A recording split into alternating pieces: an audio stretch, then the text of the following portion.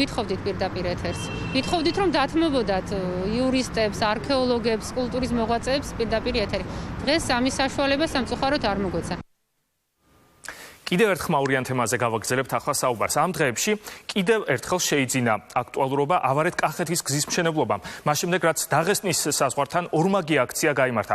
ახალგაზრდები გზის მშენებლობის პროექტს აპროტესტებდნენ, მათ საპირისპიროდ კი ადგილობრივები გამოვიდნენ, რომლებსაც კერძე ინგლისურად ეწერათ რუსეთი და ზურგზე რუსულად ეწერათ საბჭოთა კავშირი.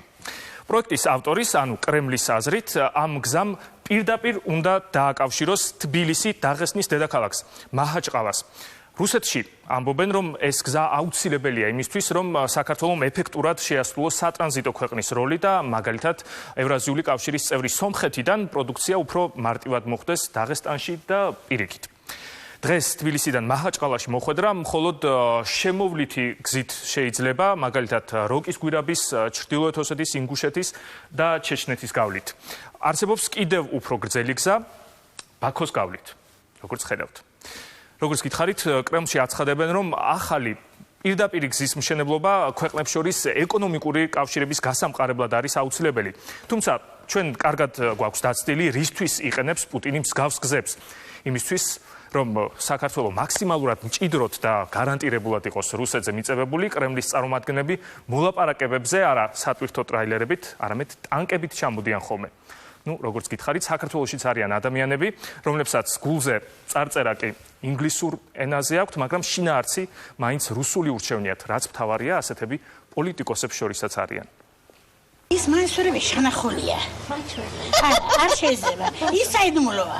სოფელ სარუსოს ცენტრში შეკრებილი ეს ქალბატონები რამდენიმე დღის წინ გამართული აქციის მონაწილეები არიან. ეთნიკური ლეკები რუსეთ-საქართველოს დამაკავშირებელი დაღესტნის გზის აღდგენას უჭერენ მხარს. აქციაზე ადგილობრივები რუსეთის მხარდამჭერი პლაკატებითა და მაისურებით მივიდნენ. დღეს არც ერთი მათგანი არ ყვება, სად შეიძინეს ან ვინ დაურიგა მათ ეს მაისურები. რუსეთის გზა მინდა. ჩვენ რუსეთის გზას გარდა ჩვენ არ ცხოვრობს აქ. ჩვენ გიყვარს ახლა ახალი თავრობა. ეს თავრობა გიყვარს ჩვენ. ოცნების წევრი ვარ. რაჟმუდინ მაგამედ ივანოვი ქართული ოცნების კოორდინატორია. 2 დღის წინ გამართულ აქციას ის და მმართველი გუნდის სხვა აქტიური მხარდამჭერებიც ესწრებოდნენ. სოფელ სარუსოში მცხოვრები ივანოვი თulis რომ რუსეთისგან საქართველოს საფრთხე არ ემუქრება. ჩვენი მამაპაპური რესპუბლიკაა და იქიდან ჩვენთვის მაგალითად ჩვენ მეზობელ რესპუბლიკისთვის საფრთხეს არ წარმოუდგენს. რუსეთი არ წარმოადგენს საფრთხეს? არაგაცა რუსეთი არ წარმოუდგენს. რუსებმა არაფერს არ ეძავენ. რატომ? როგორ რატო გონიათ? თელი ჩვენი ნათესაობა იქ რუსეთშია და ვინ ამოიღეს ხმა, როცა მე ამ კუთხეში ცხოვრობ. თუნი იქნება, მაგრამ თელი ასახიან ყაჩაღია თუ თავზე აღებული კაცია, ყველა გადმოდა დაგვიყვება ხოლე კაცო. შეერაღებული ბანდები დადიან. დაღესტანს საქართველოს დამაკავშირებელი გზის აღდგენას ეწინააღმდეგება ყვარლის რაიონის ქართველი მოსახლეობა. სოფელ საცხენეში, რომელიც საზღვართან გაცილებით უფრო ახლოს არის, შესაძლო საფრთხეებზე საუბრობენ. ყველანაირ საფრთხეს ხედავთ, კაცო, რა დაემართა ცხინვალს აფხაზეთ, აი ეს გვემართება ჩვენ ხოლე. ვინ გვაპატიებს ხვალ რუსული შემოა, ჩვენ გვაპატიებს რამეს? თუ ჩვენ ნებაზე ვივლით. მე მგონი ამას ვაშინებ ალბათ ლეკების ან რუსების გულისვენ.